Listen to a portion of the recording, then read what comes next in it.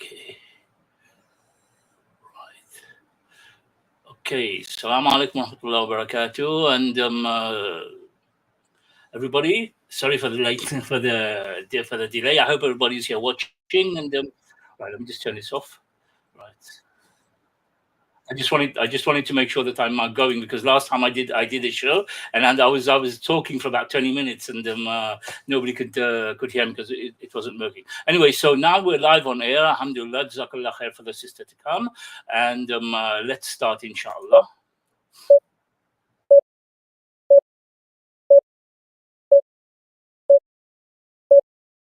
Welcome to O People of the Book YouTube channel.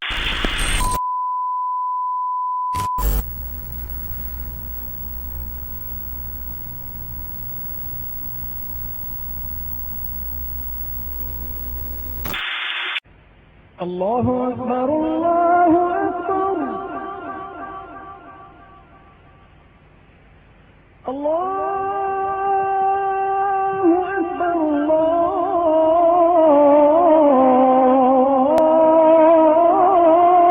أكبر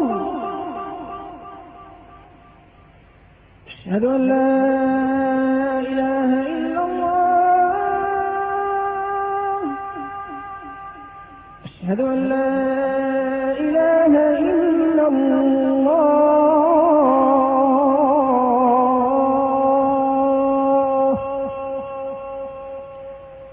أشهد أن محمدا رسول الله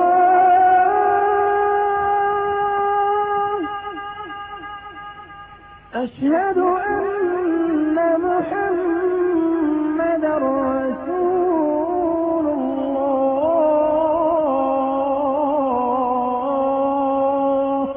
O People of the Book YouTube channel.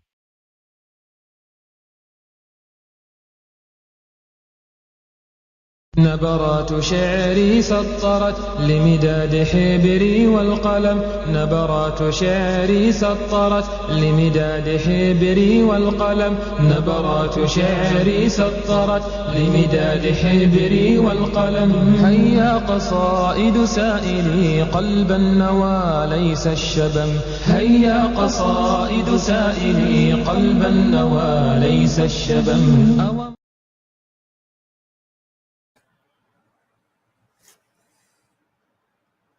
Assalamu alaikum warahmatullahi wabarakatuh, and welcome to everybody. And today I have a special guest who I've been wanting to contact for a long time because of what's been happening recently in Palestine. And she's been on my show before, and alhamdulillah, she first time she came on my show, she spoke about her conversion to Islam, and then we spoke again after I think about the Taliban, and then we spoke about the Uyghurs as well.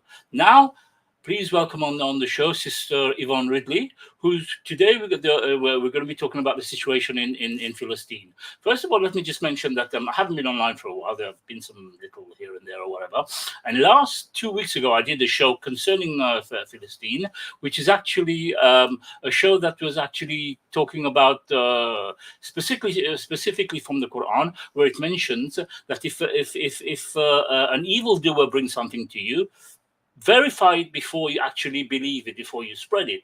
Now, these IDF have been spreading a lot of lies recently. And the thing that happens is that they want us to condemn. They want us to condemn without knowing the truth.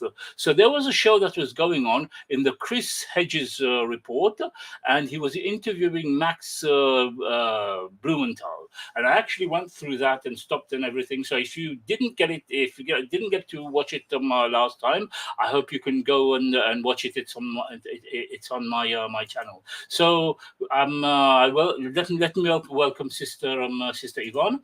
Assalamu alaikum warahmatullahi wabarakatuh. Sister, how are you? Walaikum salam. I'm very well, and good to see you again, Jamal.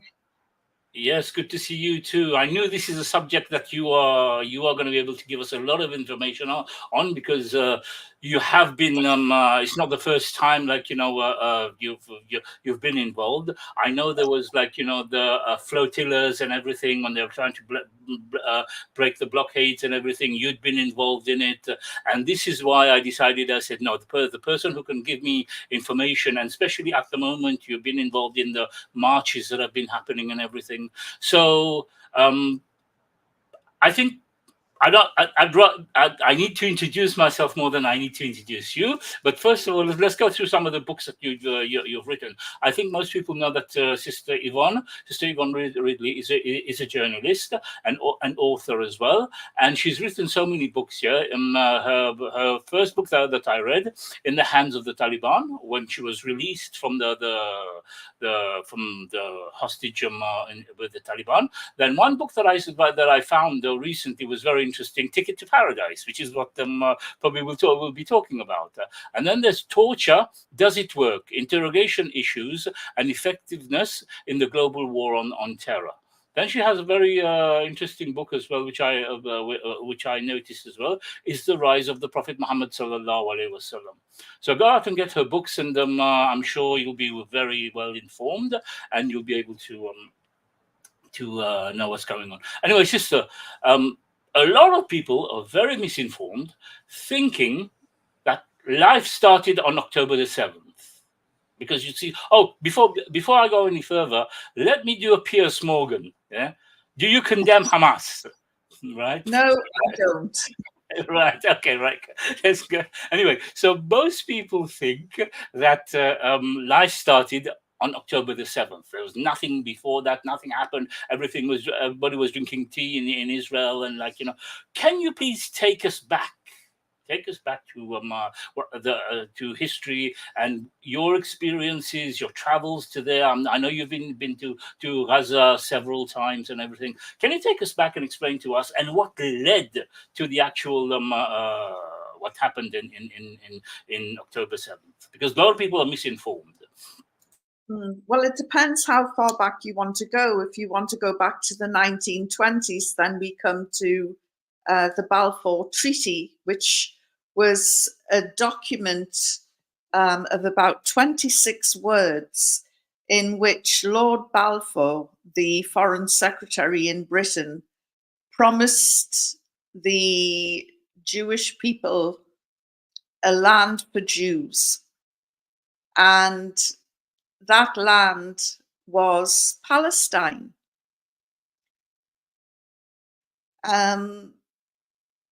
Now, how someone in Britain on a different continent can promise land to European Jews who have nothing in common with the Middle East, but this is what happened.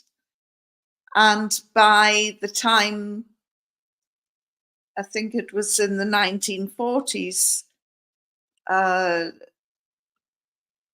Britain was mandated to look after Palestine. They'd carved up the Middle East with the Portuguese and the Italians and the French. And by that time, Palestinians began to realize that the growing Jewish population, many who'd fled Nazi Germany, was going to take their lands. And the Nakba happened, and through the barrel of a gun, about 750,000 Palestinians were pushed off their lands. And the UN, which had been newly formed and had quite a bit of influence back then, promised the refugees the right of return. They also promised them the right to resist the occupation of their lands.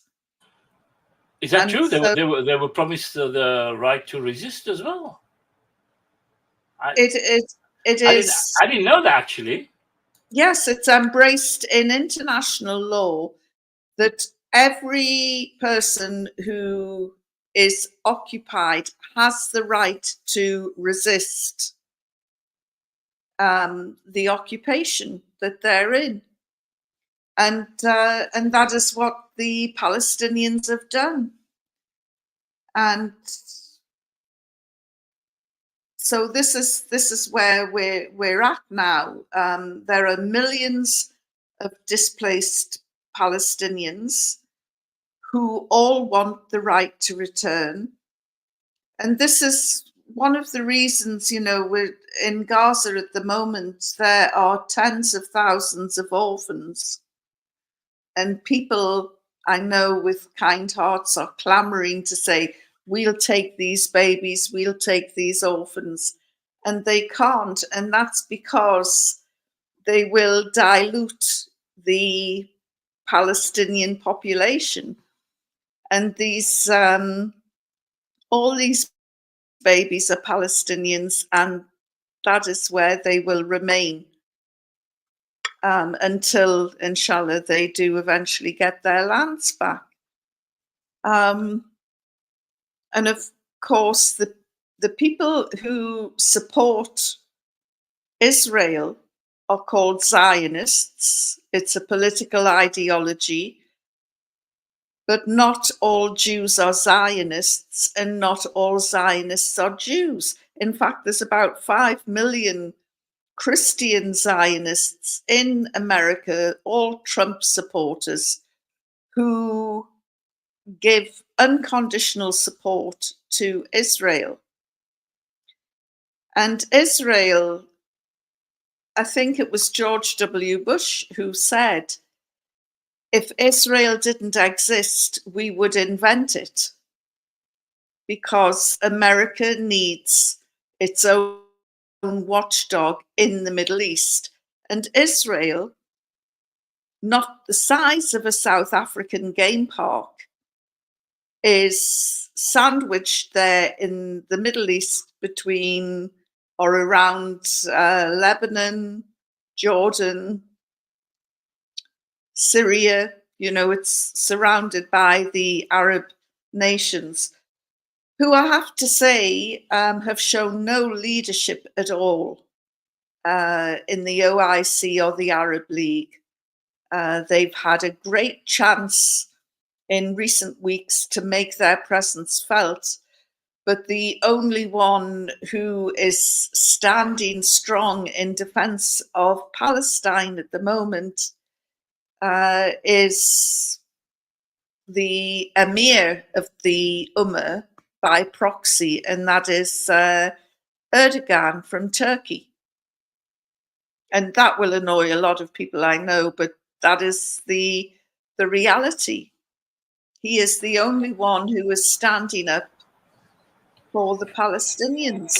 Can you explain to us about the blockade, and what happened during the time of the blockade, and why the blockade was imposed, and explain to us about the flotillas? I think there was 2 or 3 flotillas and whatever. Explain to us, and then build that up to what happened in October 7th, please. Well, Gaza has been described by various politicians as the largest prison in the world, where people have nowhere to run and nowhere to hide. It has a population of about 2.2 million. It's about 25 miles long and 5 or 6 miles wide. So we're talking about a tiny little strip of land sitting on the edge of the Eastern Mediterranean. And the reason it's called a prison is that nobody can walk in or walk out freely in Gaza. When I went there, I was on a boat and we broke the siege by sea. And when we arrived in the harbour in Gaza, there were 100,000 Palestinians who turned out to greet us. I remember that. I was watching that. Simply because they had never seen a boat enter that harbour in more than 40 years. So the siege, people say, has been going on for 15 years. From the sea, nothing had come in through that harbour in more than 40 years.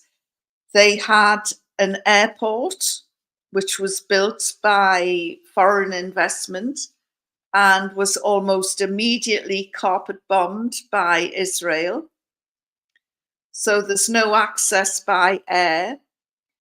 And the second time I visited Gaza was in a convoy which drove right across North Africa with aid to the Rafah border on the Egyptian side.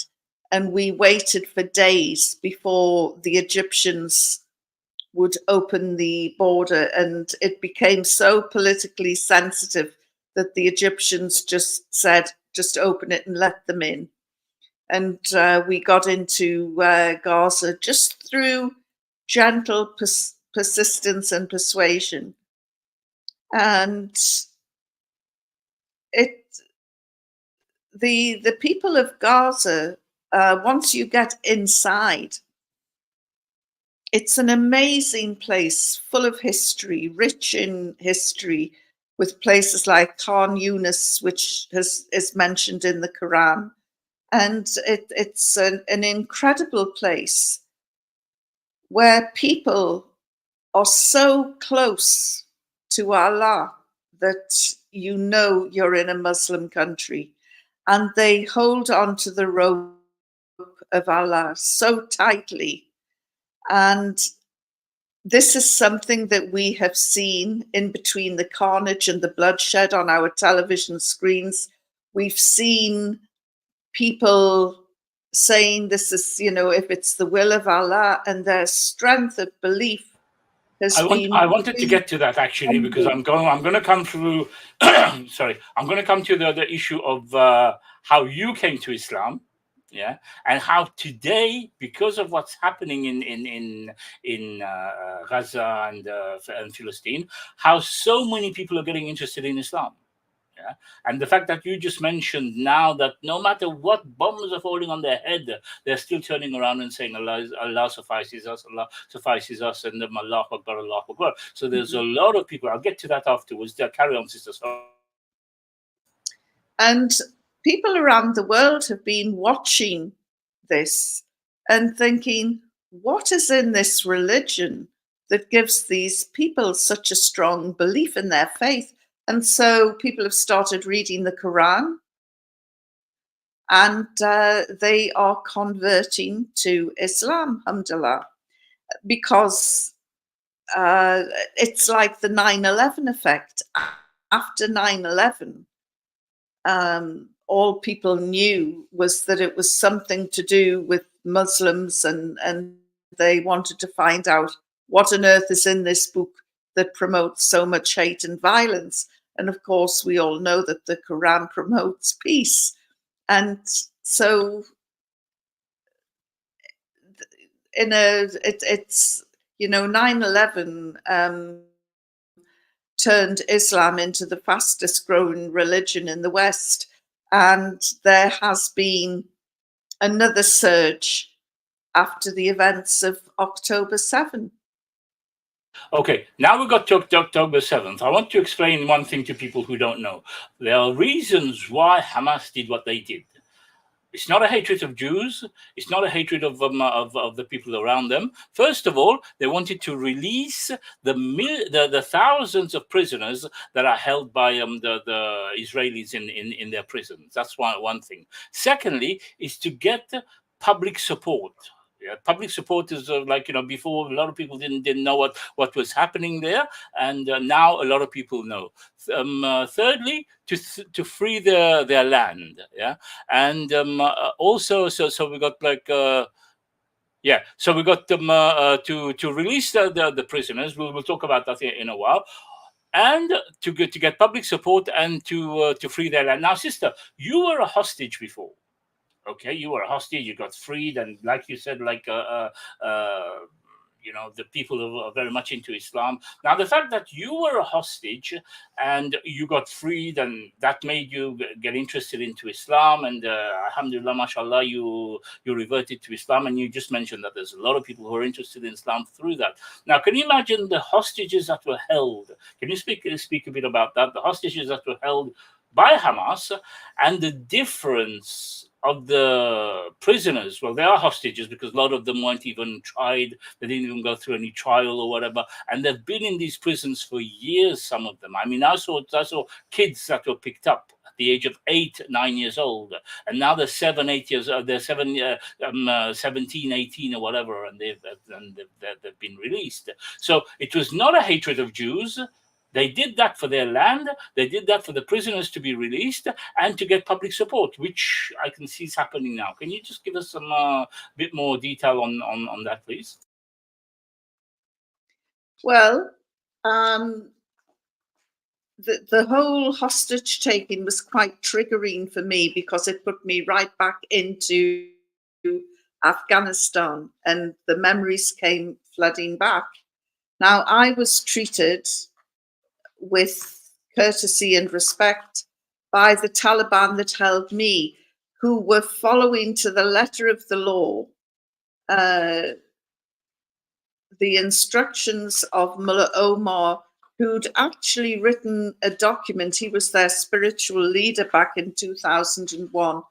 And he had written a document about how prisoners should be treated. And it was all done within Sharia. And so it was, that prisoners must be treated with respect. They mustn't be tortured. They mustn't be assaulted. They mustn't be abused in any way. And they should be made to feel as comfortable as possible and eat the same food and be treated well.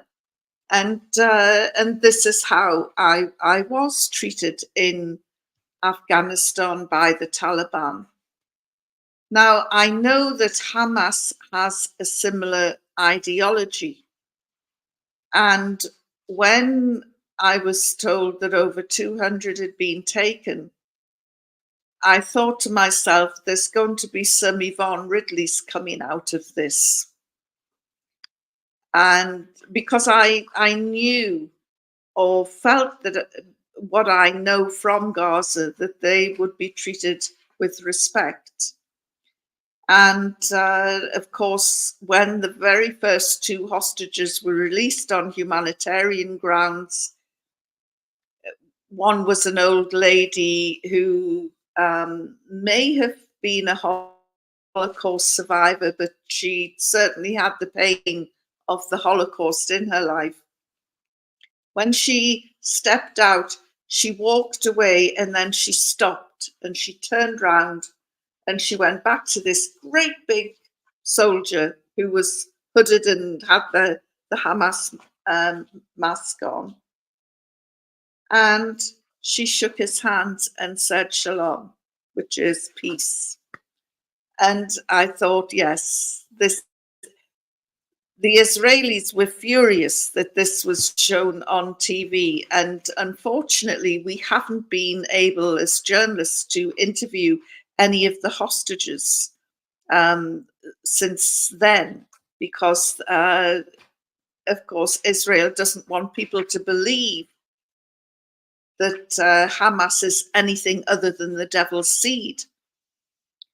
But I have to say that during my time in Gaza, I have interviewed and met people from the Izzat ad-Din al-Qassam Brigade, which is the military wing of Hamas, which also has a political wing, and I've interviewed the leadership there, and it also has a welfare wing, and I've interviewed the leadership there.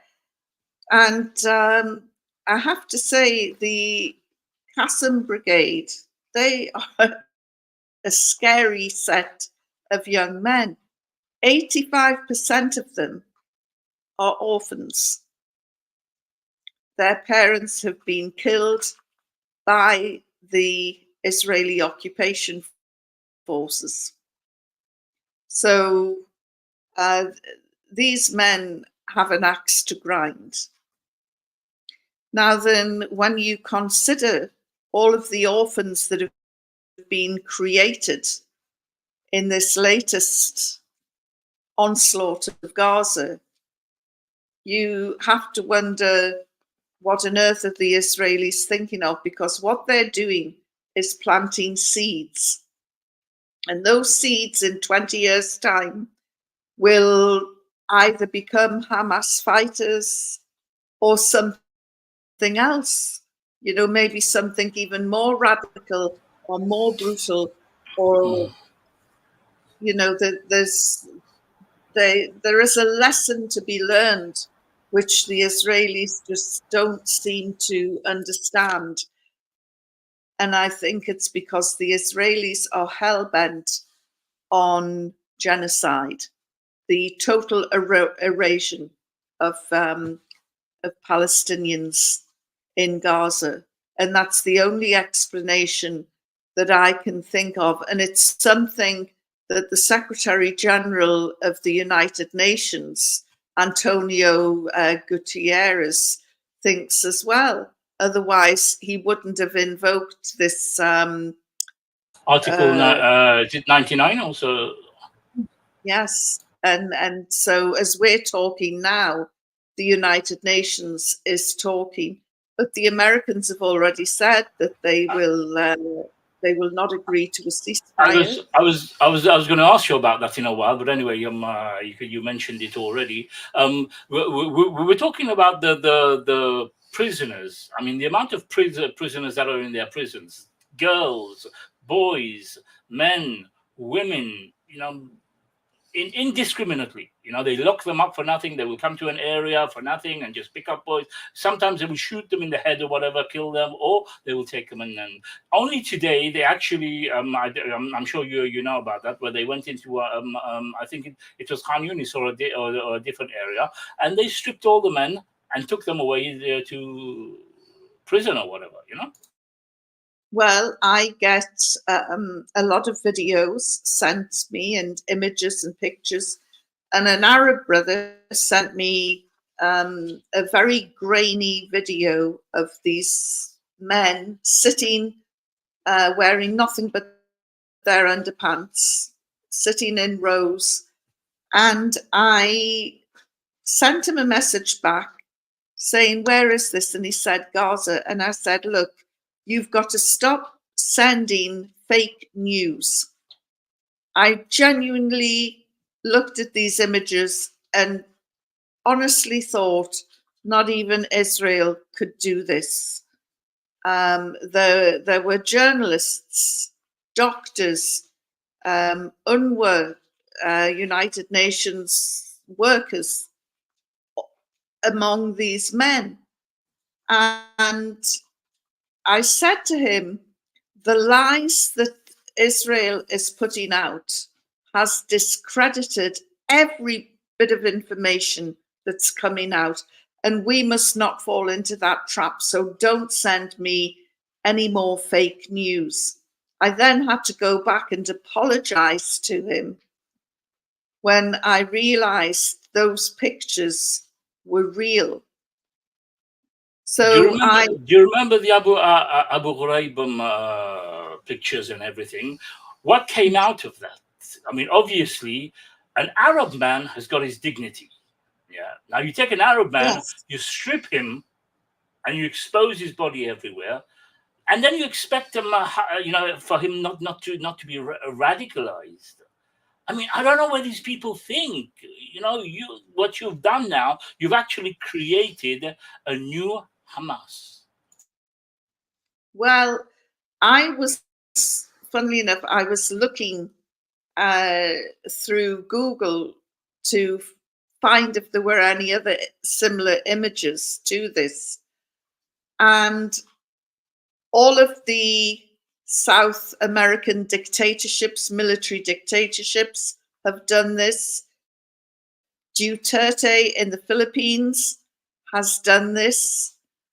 But then I came across a photograph, and it made my blood run cold. It was from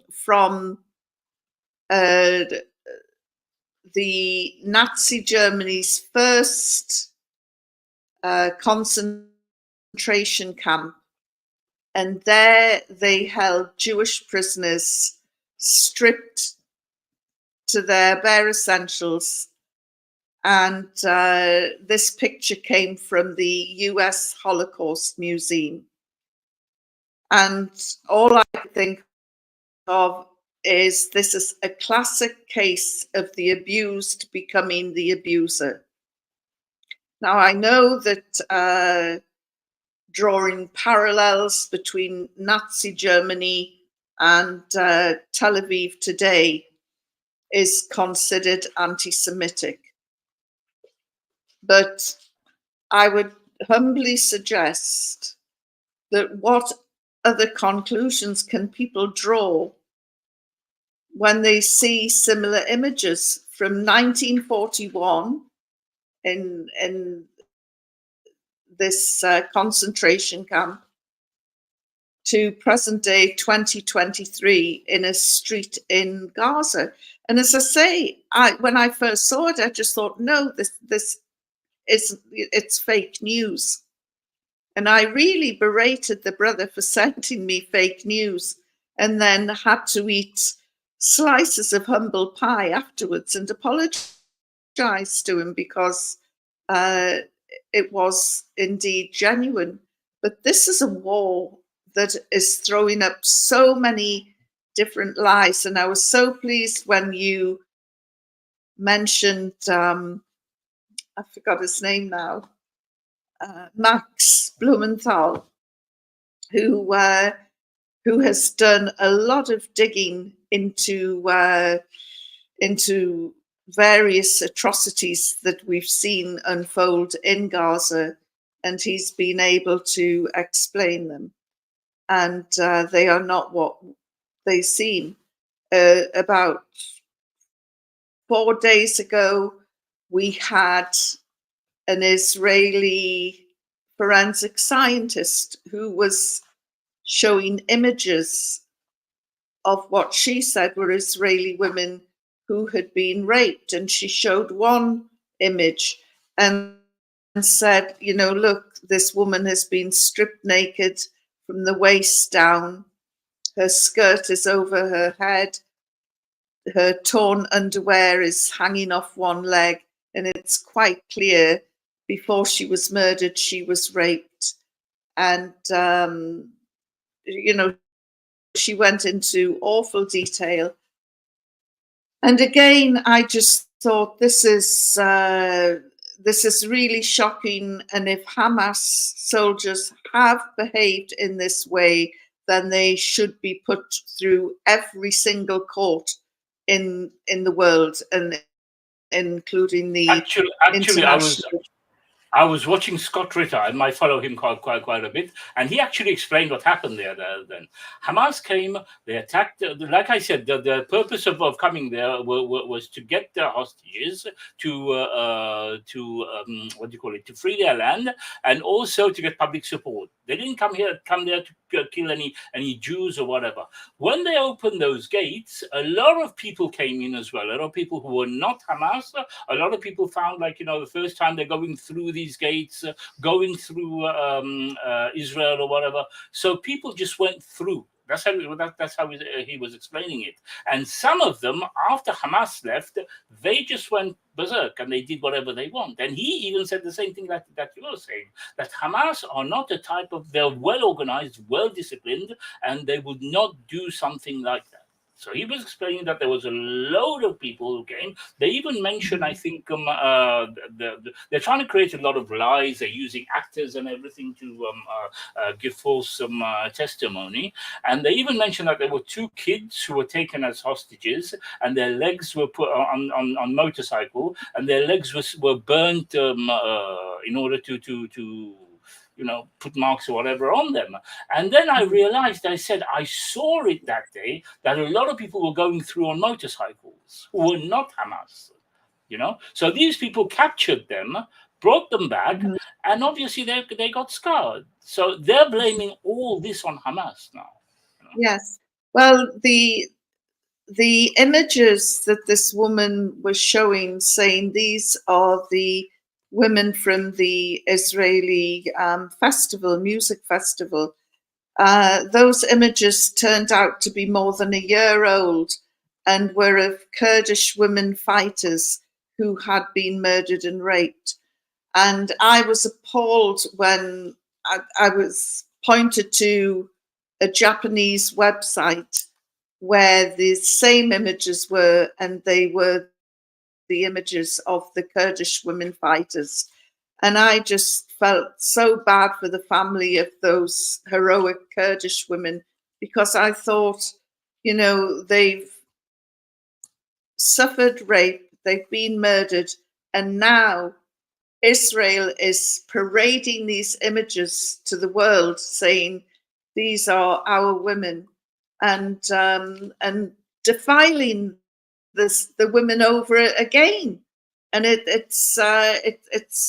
was disgusting. But a lot of this is exposed by the journalist Max Blumenthal, and I advise you I know, advise everyone to watch the show that I did 2 weeks ago, where, like Sister's mentioning here, Max Blumenthal, he goes through it from beginning to the end, what they did, who did what, and whatever, and you will see that about 80% of the damage that had been done was done by their forces. So again, I'd like to remind our brothers, if ever you come across some Piers Morgan and he asks you, do you condemn Hamas?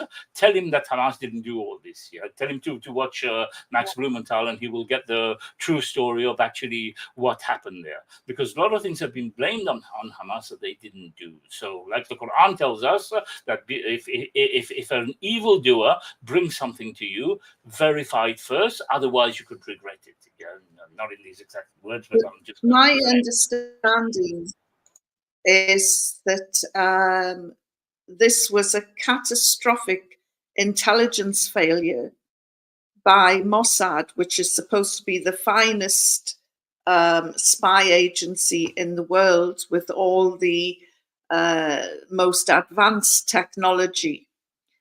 And apparently, Netanyahu was informed by Egyptian intelligence, which tells you a lot about the Egyptian regime. Egyptian intelligence contacted their counterparts in Israel and said, Hamas are planning a spectacular. And they were ignored. My understanding is that Hamas has been preparing 2 years for this operation. And the use, by the way, of the paragliders is nothing new. The PLFP fighters used hang gliders to go into Israel. So not only had Israel been told this is going to happen, Hamas launched its invasion, and because of Israeli lies, no doubt, all the fighters had body cameras recording everything. So I think that they would have followed the rules of law, but they also planned to take hostages. I don't think that they envisaged taking over 200 hostages, because people who go anywhere near the border fences in Gaza are in danger of being shot.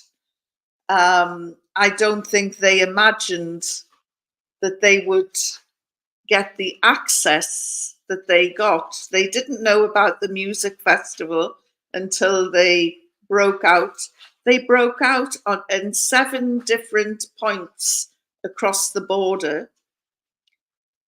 And some of them didn't see any Israelis for 7 hours. Now, this is astonishing when you think that this is an army that is permanently on a war footing. And yet for 7 hours, Hamas was able to go in, take 200 hostages, and go back into Gaza. Other people from Gaza also joined in, and they're the ones who may have committed the crimes that we heard about. And Scott Ritter was also saying, sorry to interrupt you there, Scott Ritter was also mentioning that there was Israeli forces actually as security in that concert there, and they actually shot a lot of their people. And they have footage of it that the helicopter or whatever came and just showered them these people with bullets. Now all this proof is starting to come out, and like we mentioned, Max Blumenthal and everything. This is in his coverage and everything. I wanted to ask you something now. You've been doing a lot of marches recently. I've seen you on TV and everything. Give us an idea of the public now. The public out there. I know that I think last week London was full. Yeah, last weekend, the weekends before. I mean, from the TV you could see it. There's no access. Can you explain to us now the public opinion, because that was one of the reasons as well that Hamas done this to get public opinion. Explain to us, if you can, all around the world, what is happening and public opinion, how it's changing, please. Well, millions of people are seeing a genocide for the first time live on their TVs, and they are completely shocked and traumatized by what they are seeing.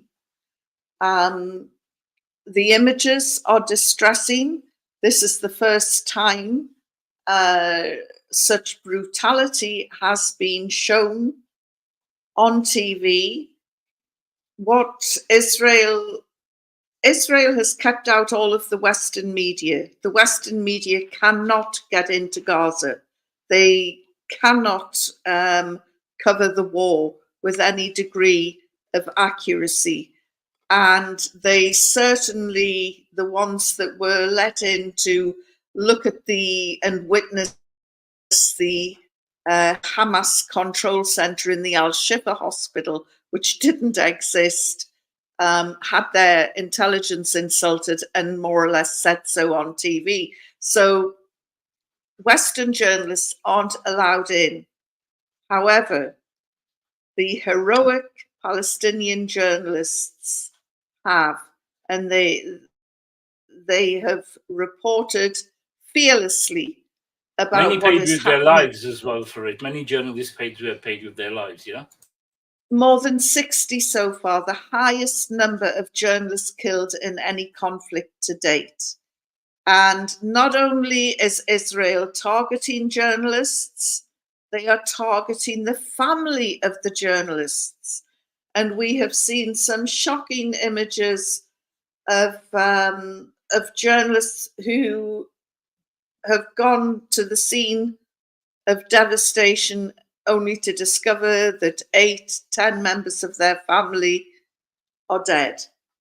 And so we've seen this human emotion, this raw, brutal emotion unfold before our eyes. And so you've got people on these marches who aren't your typical sort of lefty, anti-government marches. The people in the protests are from all ages, all walks of life, all classes, all colors, all, and we've also got some amazing Jewish people who've been marching as well. And they have been embraced and welcomed into these marches.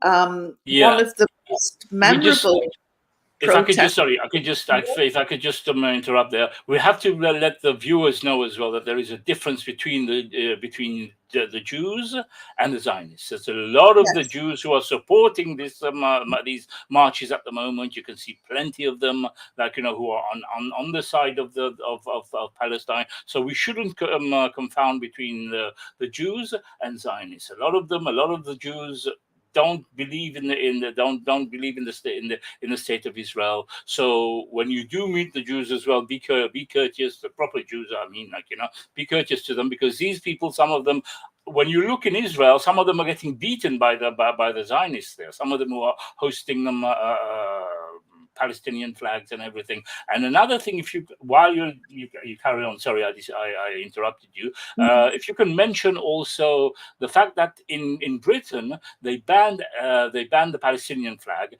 and yet the people didn't listen. The people came out with Palestinian flags as well. If you can just. Well, they've tried to ban protests. They've tried to. They've also tried this in France. And the worst thing you can do is tell the French people that they cannot protest. You know, this is a nation that was built on revolution and built on protests. And so they were told that the waving the Palestinian flag is now illegal.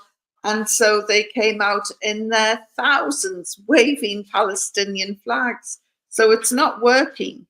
But one of the most memorable demonstrations I saw was the takeover of New York Central Station by Jewish Voices for Peace. It's a really heroic organization, and they brought New York's historic Central Station to a standstill as they called for a ceasefire.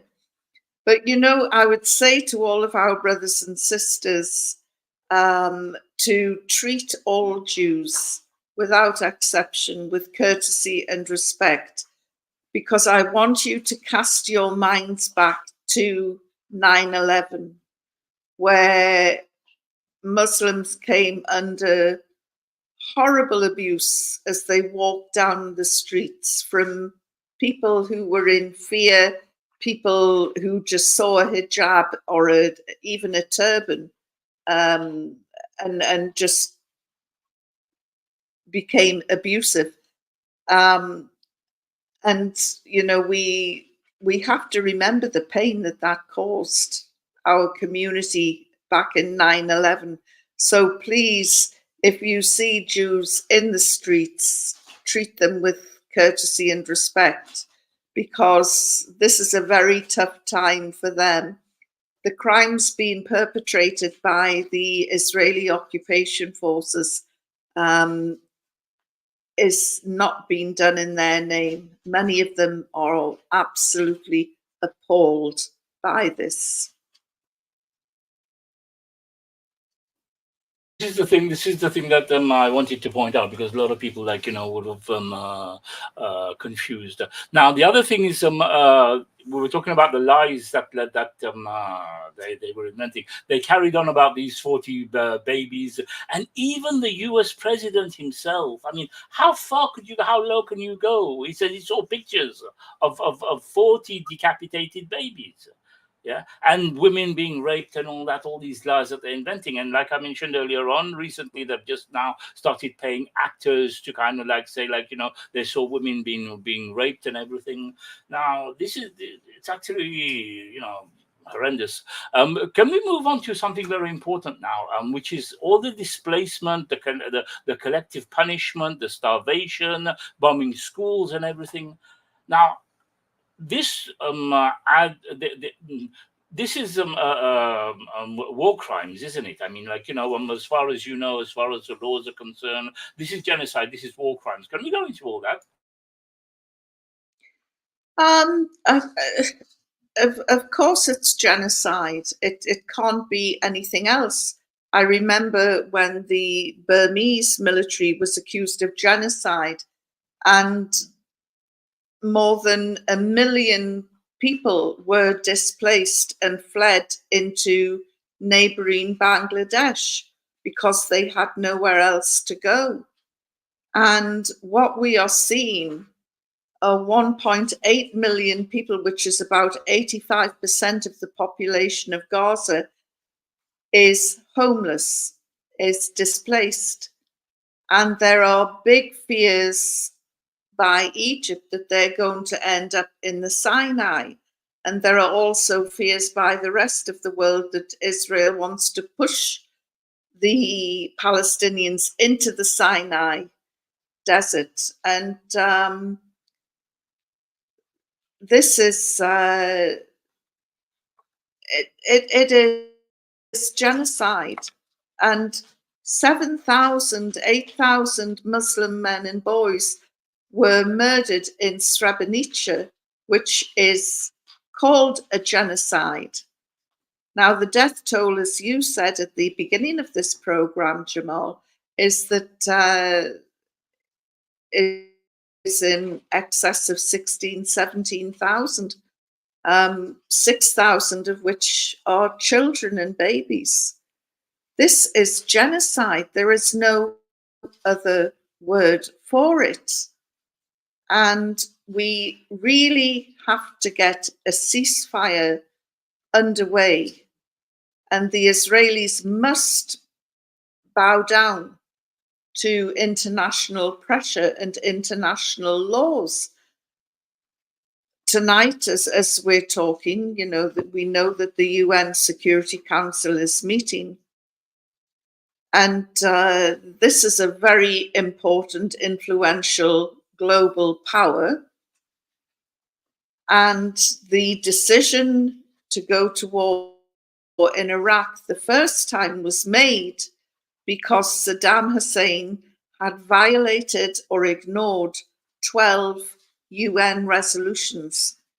Israel so far has violated and ignored more than 200 UN resolutions. They're there to be counted if anybody wants to fact check this. But this is a country, a rogue state that is out of control, that will not respect international law, that will not respect the United Nations. The UN has lost more than 100 of its own workers. These are unprecedented figures. Never has a conflict seen the death of so many UN workers. The men that you were talking about before, who'd been stripped naked and made to sit in the street while they were photographed, and their images have gone around the world, which is against the Geneva Conventions, by the way. These men, some of them are doctors, some of them are UN workers, some of them are journalists. It is shocking that people are being treated like this. These people are heroes. The journalists, the aid workers, the doctors. I have been in tears with one doctor from the Al-Shifa hospital who, his daughter, who was 6 or 7 years old, was brought in to his theatre and both her legs were crushed. And he made the decision that the only way that he could save her life was by amputation. Now imagine, this poor man had to amputate his daughter's legs without anaesthetic and in a dark theatre because there was no power. Yeah. And the little child, her heart gave out and she died on that table. Right. I remember when they declared war, they said they were going to cut them all from any food, electricity, and stuff like that. Like, you know, so that itself, war crimes. Yeah. Now, the thing is, the fact that America has said, we have your back, you know, so that has given them the green light to do anything anything they want. Now, this resolution that was supposed to be passed tonight, America said they're gonna veto it. So what's the point? Well, America wants to realize that there is another war going on at the moment in Ukraine, and Putin, the leader of Russia, is watching all of these war crimes unfold in Gaza. And I am really worried that he's going to say, oh, well, if it's okay for Israel to cut off the water, to cut off the power, to cut off the food, to cut off the humanitarian aid, and to move and corral an entire population out of the country. What is going to happen if he does that with Ukrainians? Who is going to stop them? The United Nations really has to take control of this situation where we have a ridiculous vote where the majority of UN Security Council can vote for a ceasefire, and then America throws its teddy bear into the ring and says, no, we're vetoing this. And it's like, oh, well, all bets are off. Yeah, And I've been told Britain's got the right to veto as well. Yeah. Oh, And I well, mean, what's going on with? Do you think that Britain's going to veto? What's Britain's role in this? Britain is America's poodle, and it will do as it's told. Britain has no voice. They're just told what to do. It's humiliating. That's why in Scotland, where I'm living now, we're working so hard for independence to cut ourselves off from London, because they have no power or strength to stand up to the US. Yes, I forgot to mention earlier on that you're involved with the ALBA party, isn't it? For the Yes. independence and everything of Scotland. Please forgive me. What's the name? Anyway, I wanted to mention something now. The fact that they've been sending weapons and everything, that's one thing. Now, Britain decided to send forces, airplanes or whatever. Is that not complicity in this war? I mean, is Britain and America not that actually going to be complicit when the war is over, when it is over? You know? Yes, it is. Now then, I've got something interesting to tell you about this. Forgive me, Jamal, are you in America or Canada? Qatar. Oh, in Qatar, right. Well, I know you've got a global audience, and for your listeners in America, Canada, and Britain, and any other country that signed the Kellogg-Briand Treaty, I've got some news for you. You might not have heard of the Kellogg-Briand Treaty, and in fact, a lot of countries have themselves forgotten about it. But it was a pact that was signed in 1928, and it's still in place today. And that pact, signed by more than 40 different countries, many in the West, agreed to outlaw war. And it was signed on August the 27th, 1928. And it's sometimes called the Pact of Paris, because that's the city where it was signed.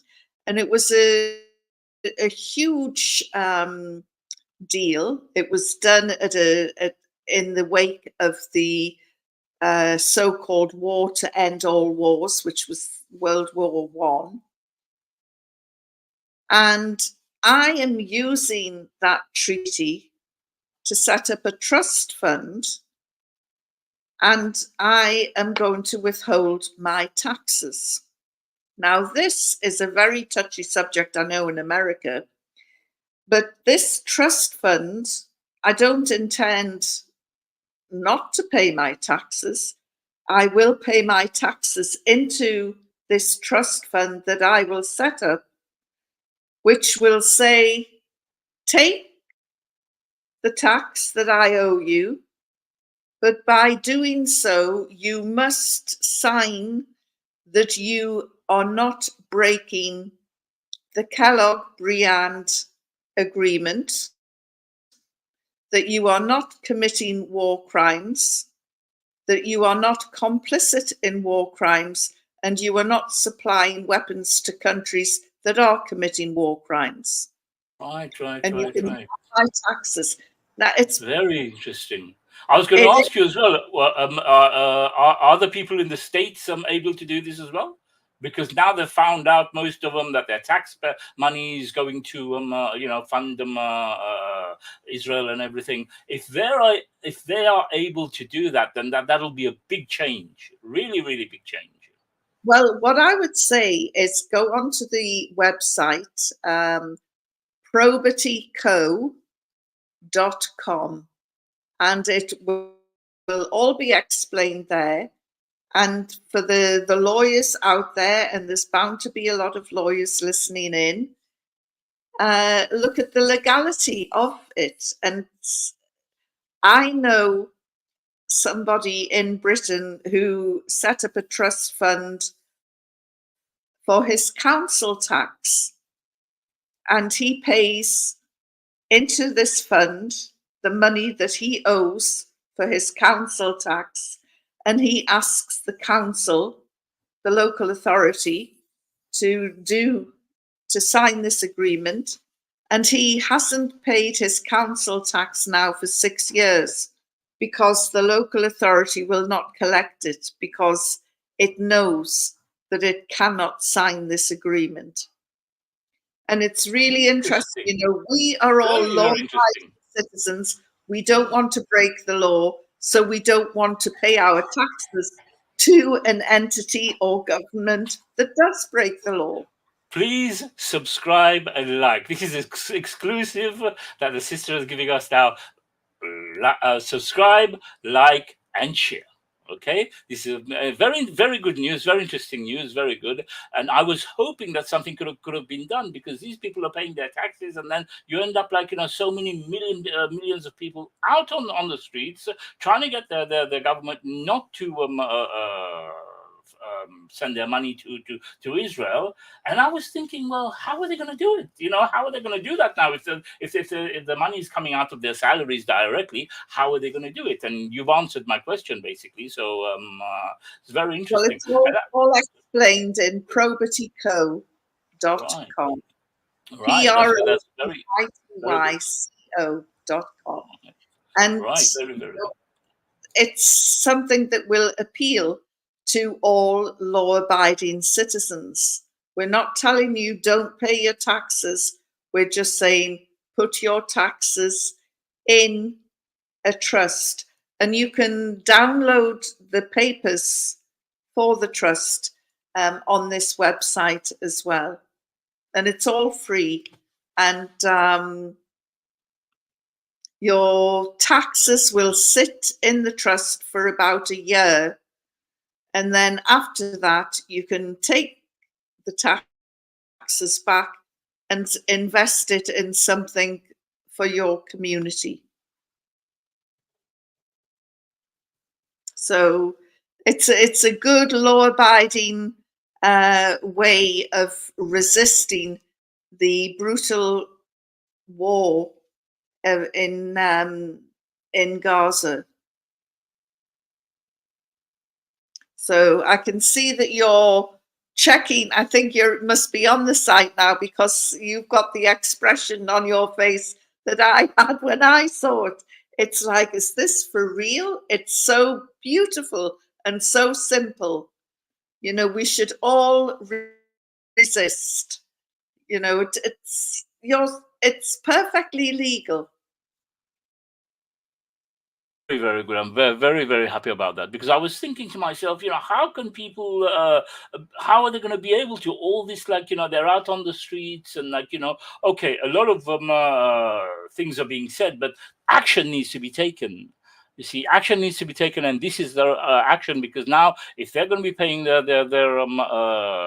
taxes into a fund, and it's not, and the government is going to have to sign, before they take money from. So this is something very, very interesting, and I'd advise, please subscribe, like, and share this. Whoever's watching, even after, if you're going to be watching after a week, after 2 days, after whatever, please share. This is very, very important, and I'd like to thank the sister a lot for sharing this with us. Another thing I'd like to ask you now, Sunak actually obviously all the investment that he has in Israel, he's actually put Britain in a mess, basically, because sending aeroplanes and is there a way while these people are still in power to arrest them or to because you can't just take your country, like all the people are against going what's the name, are against supporting Israel, and you as the leader of the country, you send them aeroplanes, you send weapons, you send everything. Can these people be arrested at this particular time, or do they have some sort of impunity or whatever? Well, the Israeli political lobby is very active in Westminster, and it's very, very active in America as well. In fact, Al Jazeera did a wonderful documentary, which you can still access, called The Lobby. And basically, these pro-Israeli groups own the politicians in Westminster. They own the politicians in Congress, the senators. It is what it is. They own them. They pay them. You're talking of the Zionist lobby or the Jewish lobby? The pro-Israeli lobby. Pro-Israeli, so the Zionist lobby then. Yeah, okay, right, sorry. Yes. And it's shocking. They own our politicians. And we are running campaigns in this country targeting those MPs that supported the government in voting against a ceasefire. And there's one poster which says something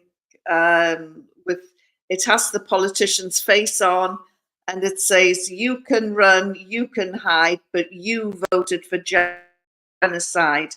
We will punish you at the polls." And I think that politician is not going to be re-elected in the next elections. And never, ever underestimate the power of elections. And this is something, if the Muslim community voted in a smart way, as in everybody voted in a particular way in the general election, they could change 50 different seats in the British Parliament. That's how powerful the Muslim lobby is, but it doesn't realize it. And I wanted to ask you, in England, do we have anybody who can, who's a game changer, who can actually change everything? If, nobody votes for Sunak and his cronies or whatever, are there people there who can actually take over and change everything? Well, we did have one. We had Jeremy Corbyn. And my God, the Zionist lobby went into overdrive to stop him by any means necessary. And we're now finding out that the Zionists within the Labour Party did their utmost to destabilize Corbyn's leadership and make sure that he did not win the last election, which is astonishing. It's like cutting your nose off to spite your face. You'd rather see your own political party fail than see Jeremy Corbyn walk into number 10 Downing Street. And it was really unbelievable. And, people in the global south must look at us in the West and just think, is this democracy? Is this what democracy is about? They're seeing babies dying and they're not moving. They're not doing anything. It's really the only country, I think, that is emerging with any credibility at all is Qatar, which has played a brilliant, A major role it's played. impossible role to get the hostages free. And I think that, Qatar punches well above its weight. And I think it's a great little state that is Happy to be living here, actually. well, yes. I mean, I used to live there as well. I know, that's how I know you. When I worked for Al Jazeera, which I think is, again, a tremendous station.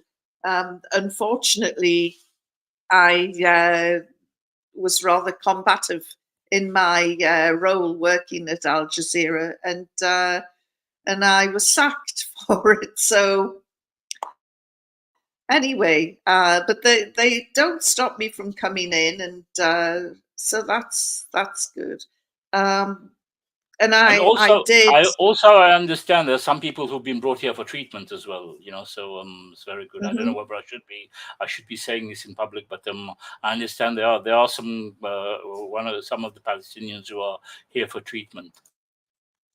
Yes, well, this is a little state with a big heart, and it puts other Gulf countries to shame. But Jamal, my biggest fear is if the ceasefire doesn't work tonight, what is going to be the end game?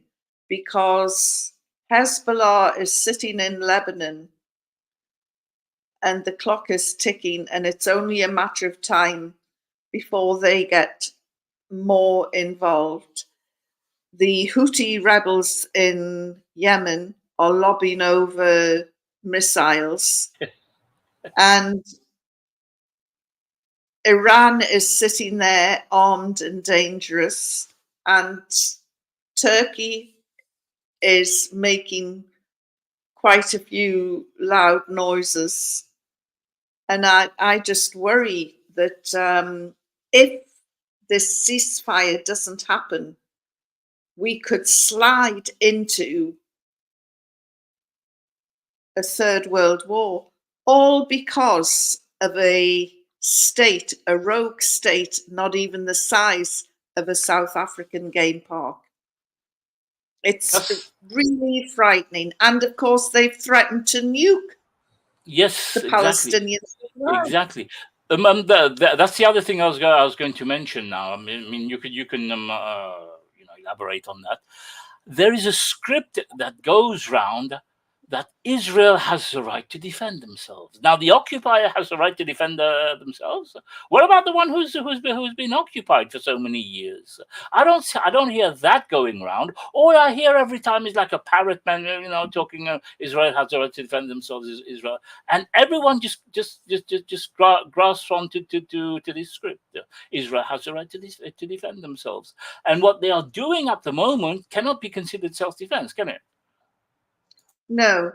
I think it was Archbishop Desmond Tutu who gave a great analogy when he was talking about impartiality and fairness. And he said, if an elephant is standing on the tail of a mouse, the mouse will not appreciate your impartiality. And I will always stand with the oppressed, and in this case it's with the Palestinians, and that's why I won't condemn Hamas. As I say, 85% of the Hamas fighters are orphans. Why are they orphans? Because of Israel. Now, if I was confined in a prison and treated like dirt and had my power and water cut off whenever the Zionist state felt like it, and I didn't have a mummy or a daddy because they'd been killed by Israel, I might have joined Hamas. And I've got no doubt that this little clip will be cut out and pushed out by Memory or one of the other Zionist blogs saying, "Oh, Yvonne Ridley wants to join Hamas." Yeah, Piers Morgan maybe. Well, Piers used to be my old boss, and he's blocked me on Twitter, which I think is a very strange thing for him to do, because I was a big supporter of his, actually. He was the only editor who in Britain who stood up against the war in Iraq. But he's, I think that he's having quite an interesting time at the moment with the guests that he's bringing on, and he's suddenly realizing, and you can see the look of shock on his face when his eyes are open to certain atrocities carried out by Israel. I will never excuse the Israelis for doing what they're doing now. It is a genocide. And what they're doing is exactly what the Americans did after 9/11. They wanted revenge. And of course, you know the saying, That, revenge is a dish best served cold. They yeah. haven't had time to catch their breath, and they were away bombing That's creating what I wanted to genocide. ask you now. They are not listening. First of all, America is not saying stop. America is kind of like, giving some indirect messages, but they are not listening. Now, how long will this go for? Do you have an idea of like, what's the, I mean, I don't know. I don't know if you will know the answer. But how long can they go for? I mean, do they have a figure or something? Has America hinted? I mean, like, they've given them the green light, obviously, to go ahead, the carte blanche. So how long is it going to go for? I really have no idea about when they will say, right, that's enough. I don't think they'll say that's enough until they have cleared 2.2 million out of Gaza, the entire population. And then they will be able, this is something else that I discovered a few weeks ago, then they will be able to proceed with their plan to create a rival to the canal, the Egyptian canal, The Suez Canal, yeah? the Suez Canal, because in 1963, secret plans were drawn up by the Israeli state to create this rival canal from the Red Sea to the Mediterranean. Bearing in mind, Egypt got $9 billion in revenue from the canal this year. That's a hell of a lot of money at stake. And Israel's plan was to sweep around through Israel and come out at past Gaza. But because they couldn't go a more direct route, today's estimate's running at about $50 billion to create a canal. With Gaza depopulated, they don't have to sweep right the way round and come out at wherever it was that they plan to come out. They can go right through the middle of Gaza, through Gaza City, and go right out to the port and take some of the business away from Egypt. 18% of the world's global trade passes through Suez Canal. So you can imagine how lucrative that is. Now then, this will annoy the Chinese, who have their Belt Roadway, this reopening of the Silk Road route by train and all sorts of transport. And so the Chinese won't be happy about that. But also it means that Israel will be able to plunder the oil resources just off the coast of Gaza. And these oil resources will be so easy to get because it's in shallow water. And there is supposed to be some astonishing figure like 2.5 billion barrels of Yes. oil Oil and ready, gas. and gas. Yes. And of course, if they have the canal built, they'll be able to transport it quickly through to Europe, which has been so reliant on Russia for energy. But So, do you not think that the end game to this now is the freedom of Palestine? That's what listening to Scott Ritter. This is what he said now, because Israel has become so weak at the moment, very very weak. Yeah, weak as an army, and weak also, like, with the public. Yeah, so the fact that, like, they've reached a point where even America now is starting to say, like, that there need to be a two-state the two-state solution, or whatever. And if the rest of the world presses, do you not think that this is the time for the freedom of Palestine? well, it is in a bizarre way because, and I really respect Scott Ritter. I've met him before, and he's a dyed-in-the-wool Republican. His heart is full of the stars and stripes. He's, your real, authentic American. But he's also a man of integrity, which is why he couldn't stomach the shenanigans that was going on in the game to create a war in Iraq. And he has studied the Israeli army. He doesn't rate it. It is the fourth most powerful army in the world, but the majority of the reservists couldn't fight their way out of a paper bag, which is why they're having huge problems at the moment fighting Hamas in a guerrilla warfare, because this army can't fight in that way. It can drop bombs from 20,000 feet, no problem. It can send in shells from tanks and helicopter gunships, no problem. But when it comes to guerrilla warfare, they're pretty not up to much. And of course, this is the way Hamas has been fighting for years. And this war has been 2 years in the making. They will have planned for every eventuality. The Art of War, written by Sun Tzu, he said, never ever underestimate your enemy.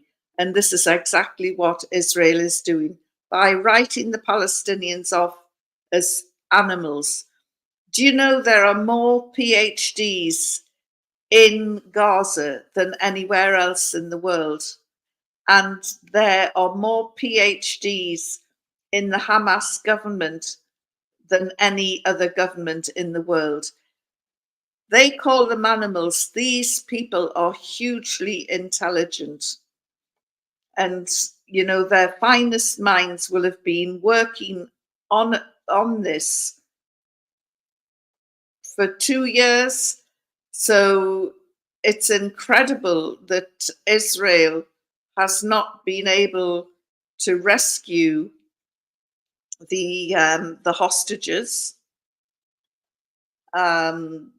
200 of them. It's not it's not a small number of people. It's not as though they're trying to find one soldier. And they're in Gaza City. They say they're in control, but I don't think they are. And I think that there are many more stages to go. And we'll see. And eventually, America will grow tired and will finally flex its muscles and say, for God's sake, stop.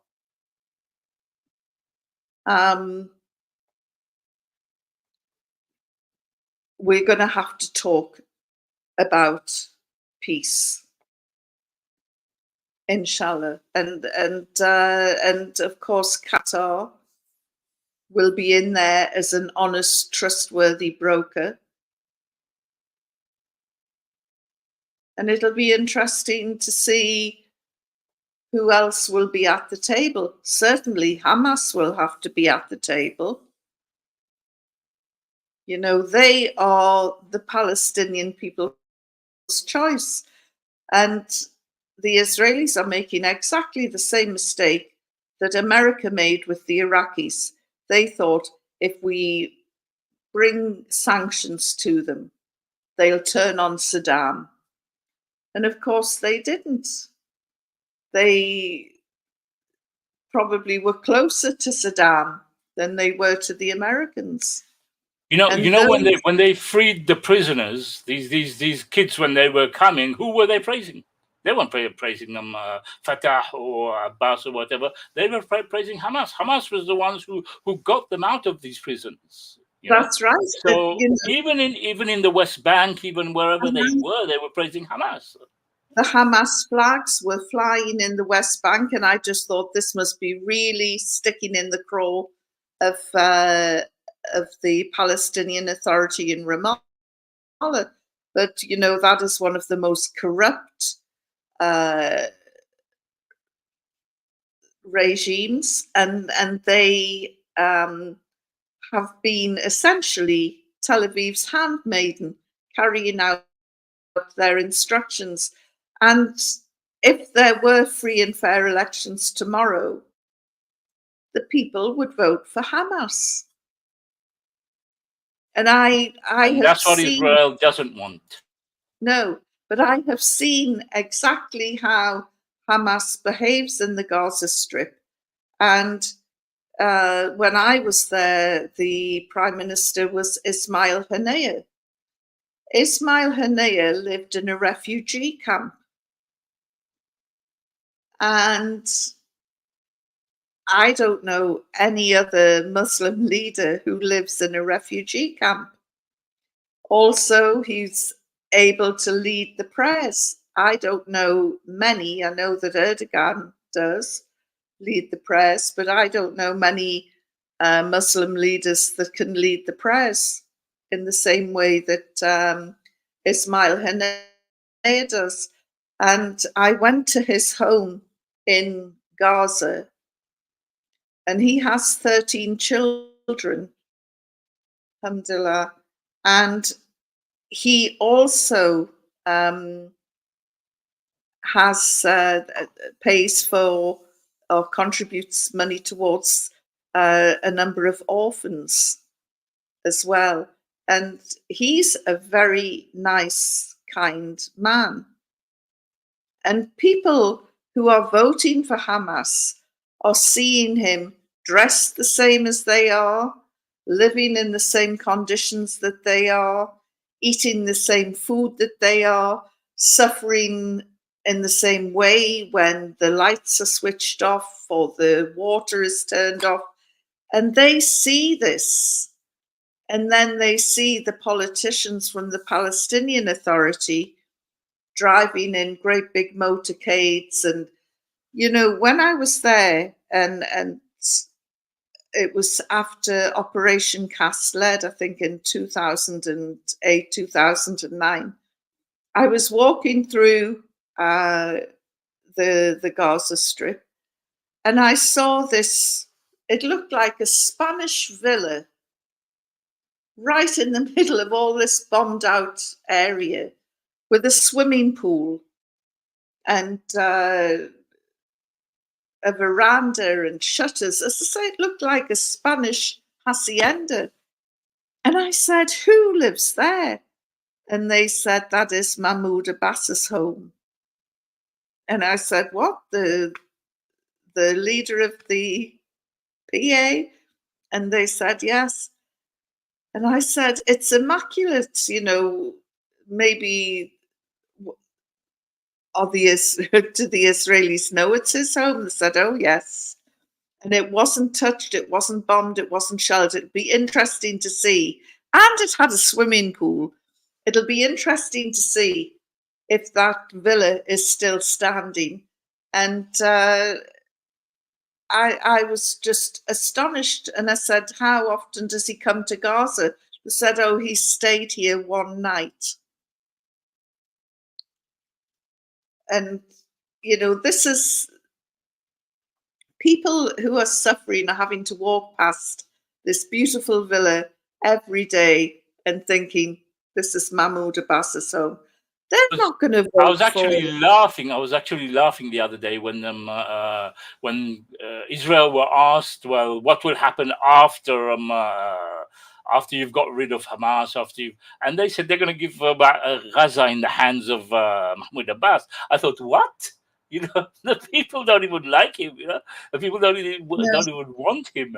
And he said, and then they showed him on TV that he was shaking hands and saying, yes, he agrees, kind of thing. And I thought, subhanAllah, They were chased out of Gaza the last time after the elections, and I'm sure the same would happen again. Hamas is not going to go away. You can't kill an idea and call it whatever name you want to call it. There will be 3 or 4 more organizations ready to step in to the Hamas shoes. Okay, so Dr. Yvonne Ridley, it's been a great pleasure having you on the show, and you've helped us a lot. You've given us a lot of information and exclusivities and everything. Whoever's online at the moment, if you have any questions, we'll just you can ask a few questions or whatever. Otherwise, it's gone past midnight here, and it's 1 o'clock in the morning now. So anyway, so we'll just wait and see if anybody's got any questions that they'd like to ask. Otherwise, then we can call it a day. Let's see if there's any questions. Okay. But I really enjoyed the session because I was thinking about it when this thing happened in Gaza. I thought, well, the person who I saw you on TV a couple of times in the marches, and I thought I have to get in touch with Sister Yvonne, because she will be able to give us some of she's got her ears to the ground, and she's going to be able to give us some of the news of what's happening. So anyway, let me see, brother friendly Muslim, welcome, and brother Abdullah as well, if you're still on them. If you have any questions, otherwise we'll call it a day. And for those of you who'll be watching in the future as well, please remember to like, share, and subscribe, because there's other guests that I'll be bringing on from in the future. I haven't been on for a while. I had some issues. I had some medical issues or whatever. Maybe 6 months. I haven't for 5-6 months. I haven't been online. And 2 weeks ago, I decided to come back online and do the show about what Israel is doing, all their lies and everything, and go through that program with Max Blumenthal. So let's see. Okay. Thanks, Yvonne. I'm in London too, and we thank you for. Okay, let me show this on there. Okay, we thank you for the probity tip. May Allah bless you and preserve you both. Jazakallah khair. Okay, and this is good. I mean, the marches Lulu. in Sunderland have been fantastic.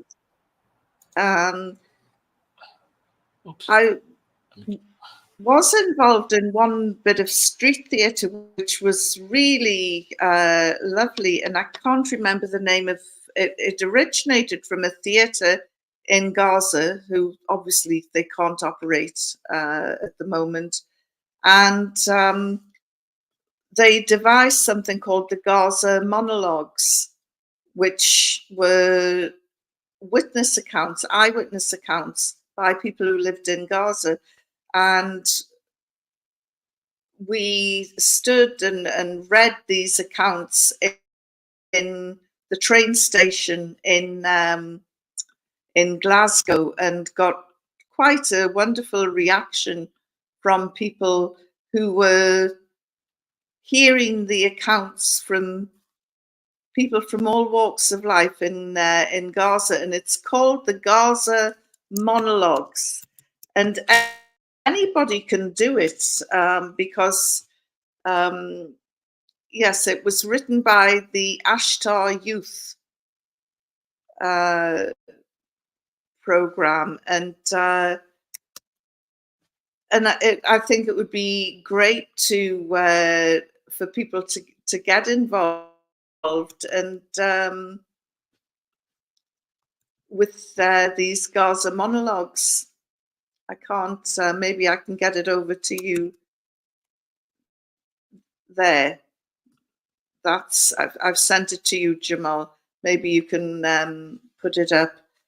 And it would be a great project for schools to get involved, to get children to stand up and read out the eyewitness accounts of what people in Gaza are going through.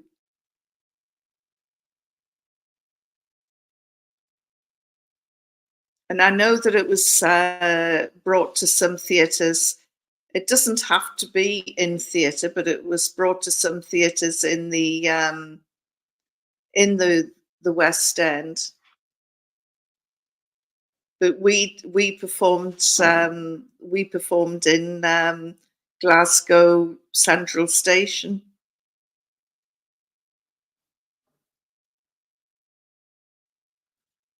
Okay, here it is. I've shared it now. And remember one thing, yeah, dua is the weapon of a believer. It is our du'as that at the moment that is helping the brothers on the battlefield slaughter these